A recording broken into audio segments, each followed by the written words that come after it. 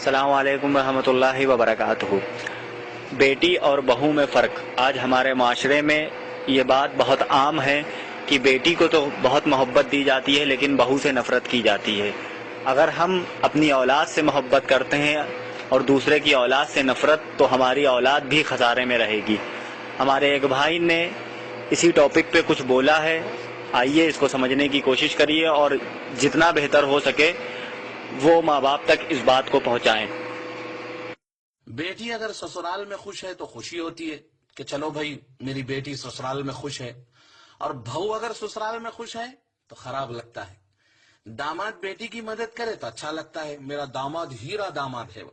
بیٹا بہو کی مدد کرے تو جورو کا غلام ہو گیا، کمینہ ماٹھی ملا۔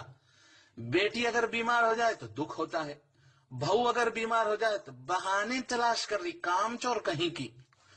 بیٹی اگر کمزور ہو جائے تو سسرال والوں کی وجہ سے، ارے سسرال والے بہت ظلم کر رہے، میری بیٹی کمزور ہو گئی۔ بہو اگر کمزور ہو جائے تو کہتے ہیں کہ کھاتی تو بہت ہے پر لگتا نہیں کہ جاتا کہاں ہے۔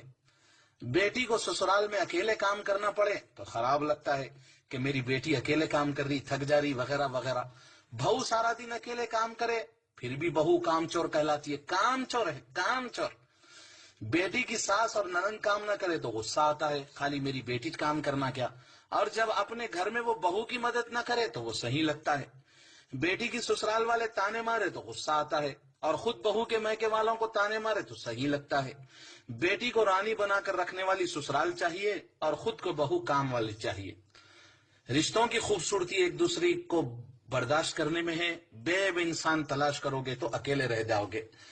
لوگ یہ کیوں بھول جاتے ہیں کہ بہو بھی کسی کی بیٹی ہے، وہ بھی تو اپنے والدین، بھائی بہن، اپنا گھر بار سب کچھ چھوڑ کر آپ کے ساتھ ایک نئی زندگی کی شروعات کرتی ہے۔ جو بھی ساس سسر یہ میری ریکارڈنگ سن رہے ہوں، میں ان سے ادباً گزارش کرتا ہوں کہ وہ کبھی بھی بیٹی اور بہو میں فرق نہ کریں، تبھی یہ دنیا بدلے گی، سماج بدلے گا، اور آپ کی بیٹیاں بھی سسرال میں خوش رہیں گی۔ والسلام ورحمۃ اللہ۔